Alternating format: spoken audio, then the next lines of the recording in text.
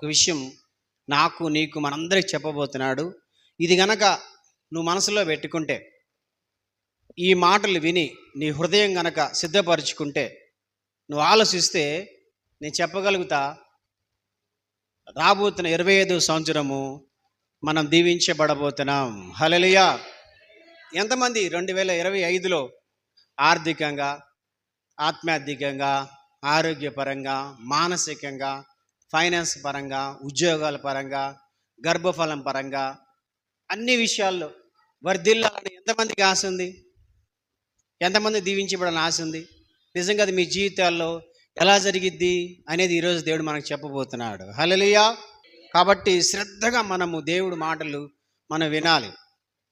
నేను చెప్పగలుగుతా, 2025 సంవత్సరం మీకు బ్లెస్డ్ ఇయర్గా మారబోతుంది.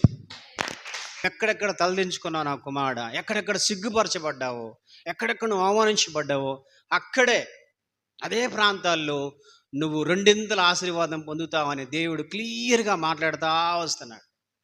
ఈ సంవత్సరం అంతా, లేకపోతే గడిచిన సంవత్సరం అంతా సిగ్గుతో తలదించుకున్నావా?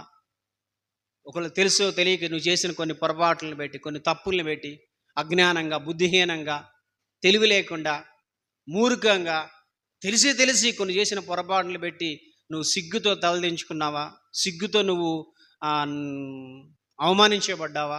అయితే నీకు శుభవార్త ఏంటంటే, రాబోతున్న సంవత్సరం నీ జీవితంలో ఆ సిగ్గుకు ప్లేస్లో ఘనత, గౌరవము, ఖ్యాతి దేవుడు ఇవ్వబోతున్నాడు. ఇది ప్రవచన వాక్కు, ఇది ఈ నెలకు వాగ్దానం. ఇది నీ జీవితంలో జరగాలంటే ఈరోజు నువ్వు వినబోతున్న ఈ వాక్యం శ్రద్ధగా నీ గుండెల్లో పెట్టుకోవాలి. హల్లెలూయా. ఇప్పటికి దగ్గరగా 11 నెలలు అయిపోయినాయి. ఇక చివరి నెలలో ఉన్నాం. నువ్వు గనక ఈ 31 దినాలు సిద్ధపడిగలగా నువ్వు ఉండగలిగితే, నీ జీవితాన్ని సరి చేసుకోగలిగితే, 2025 సంవత్సరంలో నువ్వు ఎక్కడెక్కడ తలదించుకున్నావో అక్కడ నీ తల దేవుడు ఎత్తబోతున్నాడు. అక్కడ నీ తల ఎత్తబోతున్నాడు. హల్లెలూయా. నేను సిద్ధపడి చెప్తున్న వాక్యం కాదు ఇది, కనుక నువ్వు శ్రద్ధగా వినాలి. నేను ఏం చెప్తున్నా నాకే తెలియట్లా. దేవుడు క్లియర్గా నాతో మాట్లాడుతున్నాడు, నీతో కూడా మాట్లాడుతున్నాడు. మీరు కూడా సిద్ధపడగలిగితే ఖచ్చితంగా దేవుడు మీ జీవితంలో 2025 సంవత్సరంలో బలమైన మార్పులు ప్రభువు చేయబోతున్నారు. హల్లెలూయా. హల్లెలూయా. అది ఎలా చేస్తాడు? ఇది ఈరోజు నువ్వు తెలుసుకోవాలి. కాబట్టి శ్రద్ధగా మనము దేవుడి మాట విందాం. ఒక్క మాట చెప్పి నేను ముందుకు తీసుకెళ్తా.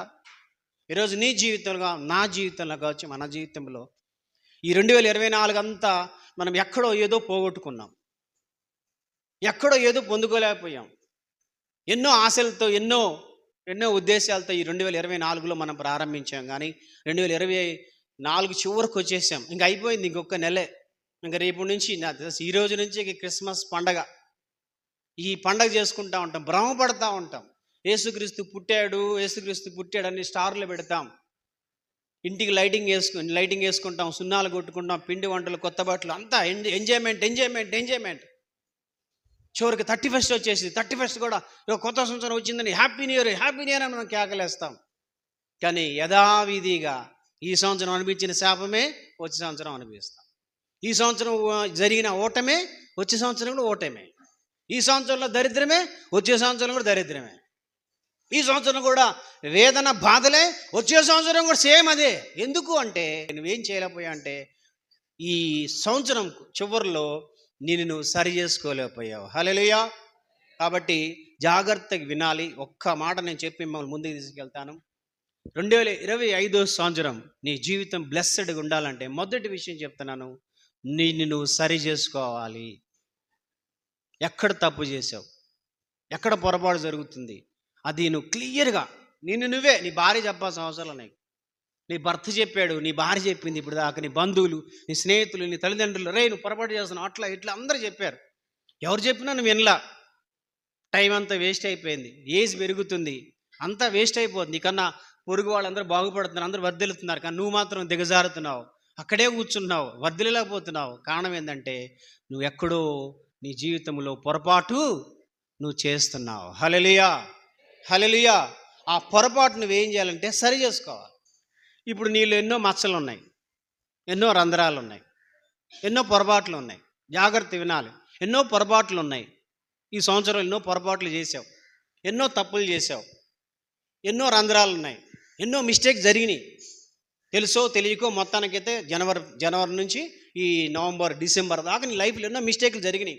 ఆ మిస్టేక్లు పెట్టి, ఆ తప్పుల్ని పెట్టి నీ జీవితంలో బ్లెస్సింగ్స్ రావట్లా, ఆశీర్వాదాలు రావట్లా, దేవుడు నీకు దీవెనలు ఇవ్వనట్లేదు సాతాను. అయితే ఇప్పుడు ఏం చేస్తున్నావంటే 2025 సంవత్సరంలోకి నువ్వు అడుగు పెట్టబోతున్నావు.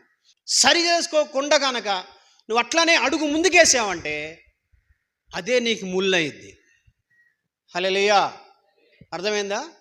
2025లో నువ్వు దీవించబడకపోవటానికి, 2005లో నువ్వు అర్ధిల్లపోవటానికి, నువ్వు అడిగింది దేవుడు ఇవ్వకపోవటానికి కారణము ఈ 2024లో నువ్వు చేసిన తప్పుని నువ్వు సరి చేసుకోకుండా కవర్ చేసావు. చూసావా? అదేముందలే, తప్పేముందలే, చిన్న తప్పే కదా అని దేన్నైతే నువ్వు ఏ తప్పైతే నువ్వు సమర్థించుకొని, ఏ తప్పైతే నువ్వు ఒప్పుకోకుండా సరి చేసుకోకుండా కూర్చున్నావో ఆ తప్పే 2025 సంవత్సరంలో నీ బ్లెస్సింగ్స్కి అడ్డొచ్చింది.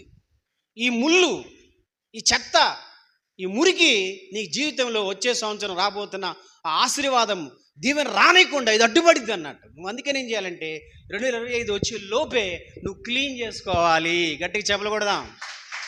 నువ్వు క్లీన్ చేసుకోవాలి. క్లీన్ చేసుకోకపోతే మాత్రము ఖచ్చితంగా నీ బ్లెస్సింగ్స్ రావు.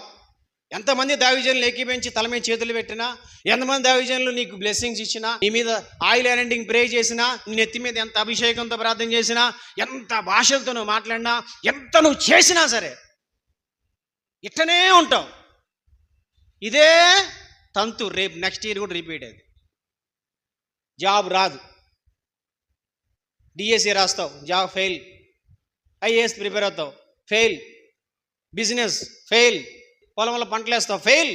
ఎందుకు ఫెయిల్ అంటే క్లీన్ చేసుకోవట్లా. అది పెద్ద మిస్టేక్ అన్నట్టు. అందుకని దేవుడు క్లియర్గా ఇది ప్రవచనం నాకు చెప్తున్నాడు, నీకు కూడా చెప్తున్నాడు. నా ఆశ ఏంటంటే నేను 2025లో దీవించబడాలి. హల్లెలూయా. మీ ఆశ కాదు, నా ఆశ. నేను 2025లో నేను, నా భార్య, నా పిల్లలు మేము దీవించబడాలి. ఇంకా మా సేవ విస్తరించబడాలి. మా ద్వారా ఎన్నో అద్భుతాలు జరగాలి. మా ద్వారా ఎంతోమంది జీవితాలు బాగుపడాలి. మేము ఎంతోమంది దీవెనకరంగా మారాలి. మా ద్వారా ఎంతోమంది జీవితాలు వెలిగించబడాలి, ఆస్వాదించబడాలని మా ఆశ. దానికోసం దేవుడు మాకు చెప్తున్నాడు. నీ ఆశ ఏంటంటే నువ్వు కూడా 2025లో నీ బంధువులు ఎదుట, నీ స్నేహితులు ఎదుట, అన్నదమ్ములు ఎదుట, నీ యొక్క తోబుట్టులు ఎదుట ఎక్కడ తలదించుకున్నావో, ఎక్కడ సిగ్గుతో అవమానంతో కుంగిపోయావో, ఓడిపోయావో, నష్టపోయావో అక్కడే తల ఎత్తుకోవాలి. గట్టి చెప్పకూడదా? అక్కడ నువ్వు దర్జాగా తల ఎత్తుకోవాలి. ఎంత పోగొట్టుకున్నావో రెండింతలు సంపాదించాలి. ఈ సంవత్సరము జనవరి నెల నుంచి నవంబర్ చివరి దాకా, ఈ డిసెంబర్ ప్రారంభం దాకా నీకు ఏది పోయిందో, నీ తప్పుని పెట్టి, నీ పొరపాటుని పెట్టి, నీ అవిధేయతని పెట్టి ఏది మిస్టేక్ అయ్యి మిస్ అయిందో దాన్ని వడ్డీతో పాటు నెక్స్ట్ ఇయర్ సాధించాలి. నేను సాధిస్తానని చప్పలు కొట్టాలి. నువ్వు సాధించాలి. ఎట్లా? జాగ్రత్తగా వాక్యం చూద్దాం. మత్తయి సువార్త 9వ అధ్యాయం క్లియర్గా మాట్లాడుతున్నాడు. ఇది మనం గనక ఆచరిస్తే, దీని ప్రకారం మనం ఉండగలిగితే, నేను చెప్పగలుగుతా వచ్చే సంవత్సరం నాతో పాటు మీరు కూడా దీవించబడబోతున్నారు. కనుక నువ్వు కూడా వినటం కాదు, విన్న వాక్యాన్ని నీ గుండెలో పెట్టుకోవాలి. పెట్టుకున్న వాక్యాన్ని ఆలోచన చేయాలి. ఆలోచన చేసి నీ తప్పు నువ్వు సరి చేసుకోవాలి. ఒక మాట చెప్పమంటారా? ఎవరు వచ్చి సహాయం చేయరు. తప్పు చేసావనుకో అట్నే ఉండాలి. చెప్తే విన్నాడా, చెప్తే ఇందా, దానికి అట్నే కావాలి, వాడికి అట్నే కావాలని అందరు నీ తప్పుని పెట్టి నిన్ను పొడిచేవాళ్లే, నవ్వేవాళ్లే, పక్కనెళ్ళి పక్క నవ్వుకునేవాళ్ళే తప్ప నీ మీద జాలూరు చూపించరు. నువ్వు తప్పు చేసి నీ జీవితంలో ఓడిపోతే అందరూ నేను అవమానిస్తారు. కాబట్టి నీ జీవితంలో నువ్వు గుర్తుపెట్టుకోవాల్సింది, నీ తలరాత ఎవ్వరూ మార్చరు, దేవుడు ఒక్కడే. హల్లెలూయా. కనుక దేవుడు మాట శ్రద్ధ గుండెల్లో పెట్టుకోవాలి. మనుషుల మాటలు విని విని విని మోసపోయావు, మనుషుల మాటలు విని విని టైం వేస్ట్ చేసుకున్నావు. ఇవి బాగుపరిచే మాటలు. హల్లెలూయా. ఇవి జీవితాలు మార్చే మాటలు, ఇవి జీవితాలను సరిచేసే ఆలోచనలు. ఇవి నేను శ్రద్ధగా వింటున్నా, నువ్వు కూడా విందాం. హల్లెలూయా. 2025 సంవత్సరంలో నీకు 2 రెట్లు ఆశీర్వాదం కావాలా? 2 రెట్లు ఎంతమందికి కావాలి? వచ్చే సంవత్సరం నేను వర్ధిల్లాలి, నేను, నా భార్య, నా భర్త, నా పిల్లలు, మేము మొత్తం వర్ధిల్లాలి. అన్ని దిక్కుల ఫైనాన్స్గా, జాబుల పరంగా, పిల్లలు అన్ని విషయాలు వర్ధిల్లాలన్న వాళ్ళ చేతుల పైకి ఎత్తండి. అయితే నువ్వేం చేయాలంటే వాక్యంలోకి వెళ్దాం. మత్తయి సువార్త 9వ అధ్యాయము 10వ వచనం చదువుదాం. ఎవడైనా పాత బట్టకు కొత్త బట్ట మాసిక వేయుడు, వేసిన ఎడల ఆ మాసిక బట్టను వెలితి పరుచును, చినుగు మరీ ఎక్కువగును, మరియు పాత తిత్తులలో కొత్త ద్రాక్షరసం పోయిరు. పోసిన ఎడల ఆ తిత్తులు పగిలి ద్రాక్షరసము కారిపోవును, తిత్తులు పాడగును. అయితే కొత్త ద్రాక్షరసము కొత్త తిత్తుల్లో పోయిదురు, అప్పుడు గట్టిగా చెప్పలు కొడదాం. ఇప్పుడు నీ హృదయం అంతా పాడైపోయింది, నీ మనసంతా కల్మషం అయిపోయింది. పాప తలంపులు, పాపపు ఆలోచనలు, చెడ్డ అన్నీ కల్మషం అయిపోయింది హృదయం అంతా. జాగ్రత్త వినాలి. ఈ సంవత్సరం అంతా నువ్వు ఏదో పొరపాటు చేసావు, ఏదో పొరపాటు జరిగింది, ఏదో మిస్టేక్ అయ్యింది. నీ హృదయము, నీ మనస్సు కల్మషం అయిపోయింది, అపవిత్రం అయిపోయింది. అపవిత్రంగా పాడైపోయిన హృదయంతో నువ్వు కనుక ఇట్టనే 2025 సంవత్సరాలకు వెళితే దేవుడు ఏం కాదులే అని చెప్పేసి 25 సంవత్సరాలు దీవిస్తాడా, లేకపోతే ఆపుతాడా? ఆశీర్వాదాలు ఆపుతాడు. ఎందుకంటే ఇక్కడ తిత్తి పాడైపోయింది. హల్లెలూయా. హృదయం పాడైపోయింది. అందుకని నువ్వేం చేయాలంటే ఈ సంవత్సరము చివరిలో చివరికి వచ్చేసాము, ఇంకెంత 30 రోజులు ఉంది. ఈ సంవత్సరం చివరిలో నువ్వేం చేయాలంటే నీ గిన్నెలు కడుక్కోవాలి. నువ్వు క్లీన్ చేసుకోకుండా ఇట్టనే సంవర్తనంగా ఇట్టనే నువ్వు 25లో హ్యాపీ న్యూ ఇయర్ అన్నావంటే ఆ ఒక్క రోజే ఆ సంతోషం. దేవుడు దయ నీ మీదకి రాదు, దేవుడు దీవెన రాదు, ఆశీర్వాదం రాదు. నీకు కొత్త ఆశీర్వాదాలు ఇవ్వాలంటే 2025 సంవత్సరంలో నిన్ను ఆర్థికంగా, ఆత్మార్థికంగా, ఆరోగ్యపరంగా, మానసికంగా అన్ని విధాలుగా నిన్ను క్షేమంగా దేవుడు వర్ధిల్లి చేయాలంటే ఈ సంవత్సరం నువ్వేం చేయాలంటే క్లీన్ చేసుకోవాలి, సరి చేసుకోవాలి. సరి చేసుకోకుండా నువ్వు అట్టనే ముందుకు పోయావంటే మాత్రము ఆ మురికి ఉంది చూసావా, ఆ పాపం ఉంది చూసావా, దాన్ని బట్టి దేవుడు నీకు కొత్త ద్రాక్షరసం పోయాడు. రేపు 31కి వాగ్దానాలను తీసుకున్నా సరే వాగ్దానంగా మిగిలిపోయింది. ఎట్టనే ఉంటాను, ఏం వర్ధిల్లో. కొంతమంది కష్టపడతారు, వర్ధిల్లరు. వ్యాపారంలో అభివృద్ధి ఉండదు. కొంతమంది బాగా చదువుతారు, రిజల్ట్ వచ్చేలాకే 0, ఓడిపోతారు. శాపం అంటారు దాన్ని.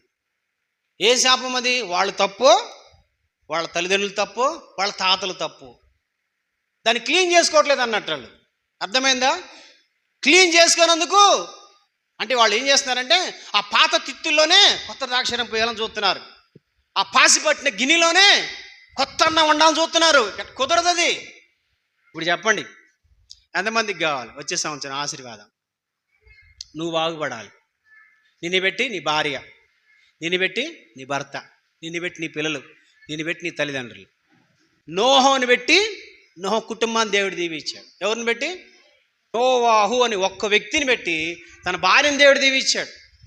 నోవాహు అని ఒక వ్యక్తిని పెట్టి తన కోడలను దేవుడు దీవించాడు. నోవాహు అని ఒక వ్యక్తిని పెట్టి తన మనవాళ్ళని దేవుడు దీవించాడు. ఎవరిని బట్టి? నిన్ను బట్టి నీ ఇంటి వారందరినీ. ఒక్కదాని కనుక కరెక్ట్గా ఉన్నావంటే నిన్ను బట్టి నీ భార్య సక్కంగా అయిపోయింది, నీ భర్త, నీ బంధువులు, నీ స్నేహితులు మొత్తం దీవించబడతారు. హల్లెలూయా. కాదా? బైబిల్ అలానే ఉందా? భక్తి ఎవరు చేశారు? నోవాహు చేశాడు. నోవాహు భార్య చేసిందా? చెప్పండి, ఎవరు చేశారు? నోవాహు భక్తి చేశాడా? నోవాహు కోళ్ళ భక్తి చేశారా? నోవాహు ఒక్కడే చేశాడు. ఎస్తేరు భక్తి చేసిందా? ఎస్తేరు భర్త భక్తి చేశాడా? ఎస్తేరు ఒక్కతే భక్తి చేసినందుకు, కరెక్ట్గా ఉన్నందుకు ఎస్తేరుని పెట్టి యూదులు మొత్తం దీవించబడ్డారు. నువ్వు ఒక్కదాని కనుక కరెక్ట్గా ఉంటే, నువ్వు ఒక్కదాని కనుక నీ హృదయం క్లీన్ చేసుకొని దేవుడికి ఇష్టంగా ఉంటే నిన్ను పెట్టి నీ ఇంటిళ్ళ పాది ఆశీర్వాదమే.